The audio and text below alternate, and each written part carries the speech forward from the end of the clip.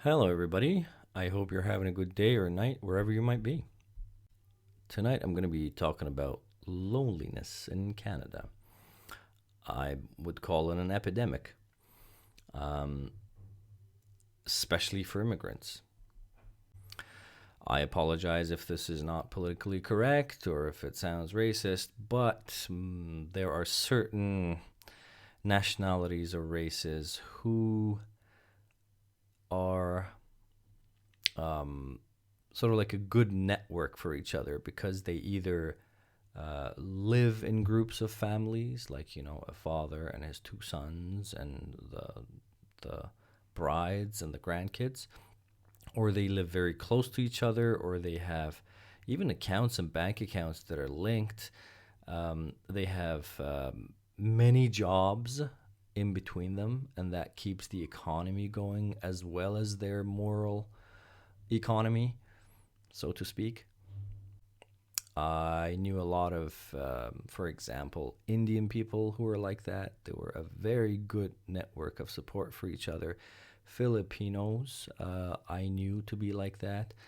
Portuguese, not that they lived with each other after they got married, but I I could tell that a lot of Portuguese families sort of like had this habit of meeting up and dinners and that sort of like cliche loud family dinner, which is a lifesaver when you live in a country like that where it's cold and you can't really go out and have a lot of activities in the wintertime.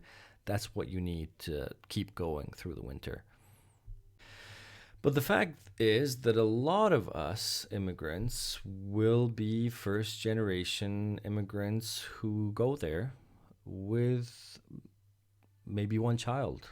In my case, we didn't even have a child when we went there, my wife and I. And it's just you and you. There are some friends that you find there, and a couple of friends that you may know from your previous life in your home country, but you're alone. There's a lot of loneliness, and there's a lot of work.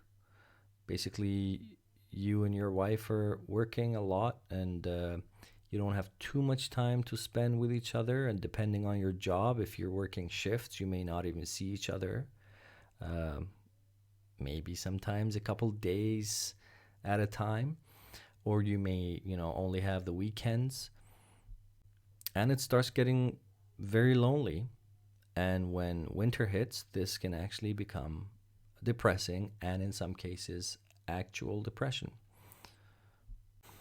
Canadians are very hardworking. They work all the time. Well, of course, not all the time, but they work a lot.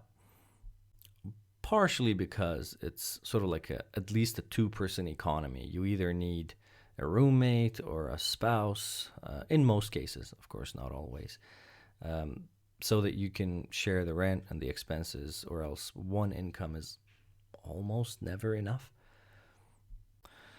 But then again, from my experience, Canadians love their freedom, their personal freedom, and because they do spend a lot of time away from family, if you will, because they're working, because they're at work, because they love their careers, um, or because they don't love their careers and they just have to do work, um, they sort of become a little weirded out by too much connection, or connection that is formed a little too soon at a bar or at a coffee shop or at a bus stop or on the public transit.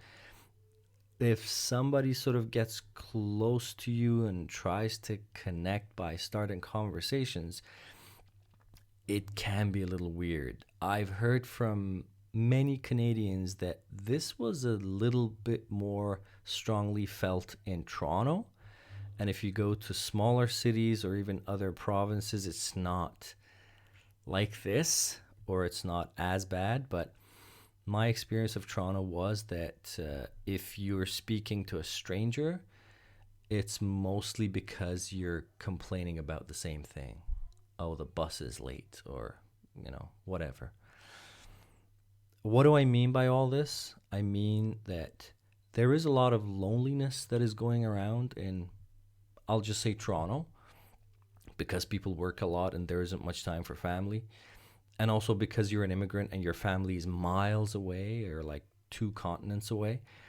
And when you do want to connect with people, because you're not used to it, people get weirded out. People get, there's like an awkward thing that happens between people. So this can add to the loneliness. But you got to know that your family and your extended family, your grandparents, your parents and sister, brothers, being far away from you gives you freedom as well. You have the freedom to choose whatever job you want after you go there. Of course, the technicalities and practicalities aside. And your, I don't know, your old uncle isn't there to say, "Are you sure you're choosing that job? That's a stupid job." Because they're not there. You can just do whatever you want in terms of jobs or decisions. And if you're the kind of person who likes peace and quiet, you don't have to deal with a noisy extended family.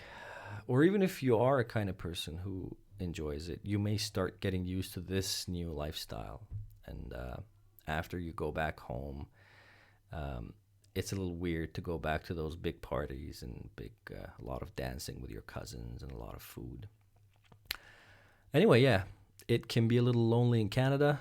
Get some support network going, have a hobby, maybe find some good friends, and try to get it through the winter because when summer hits, it is beautiful and it's worth waiting for. Thank you very much, and have a good day or night.